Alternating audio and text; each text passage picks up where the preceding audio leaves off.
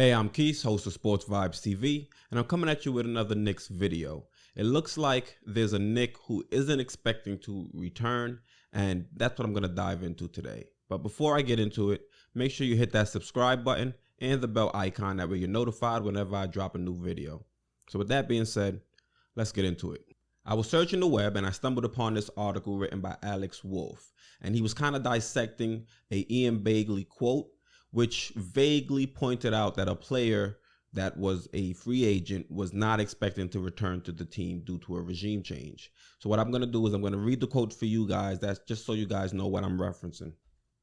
So in the quote, Ian Bagley says, "One Knick, a player who isn't entering unrestricted free agency, doesn't expect to be back in the 2021 season because of the new regime in charge." So that's a quote from Ian Bagley. I'm going to assume he's spoken to a player, and that's what a player has told him. And in this article, they're basically going through what players could he have possibly spoken to that would have felt that way and would be expecting not to return. And basically, the person that they ended up deducing would not be returning. Deducing, did I use it correctly? I'll Google it. I think I did, but the person that they decided he was referencing was Damyean Dotson. Damyean Dotson, if I'm not mistaken, was a second-round pick by Phil Jackson in 2017. And now that we have a new head in Leon Rose coming in, you typically see all of the older players get moved out, especially players that don't have a large role. And Damyean Dotson has not established a large role on this team, and I'm expecting him not to return. He's probably going to have, if I'm not mistaken, a $2.2 million cap hold. And I'm pretty sure the Knicks feel that they can use that money elsewhere more wisely. And I don't necessarily see him in the future of the Knicks. And it's unfortunate because in the times that he did play, Damyean Dotson, he looked pretty good. And for some reason, the coaching staffs and the coaching regimes we've had previously didn't necessarily want to put him on the court for extended periods of time. The same thing could be said about Alex Trier, both of them.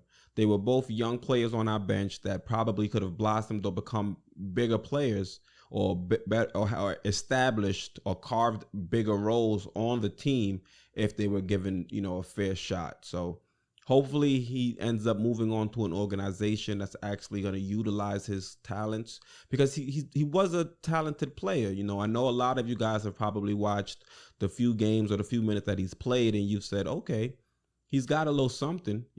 Why aren't we using him, more effectively or giving him more time on the court? And, it seems like this is something the Knicks do regularly. They have a good player that they don't play the amount of minutes that they should play to develop into something, usable for the team.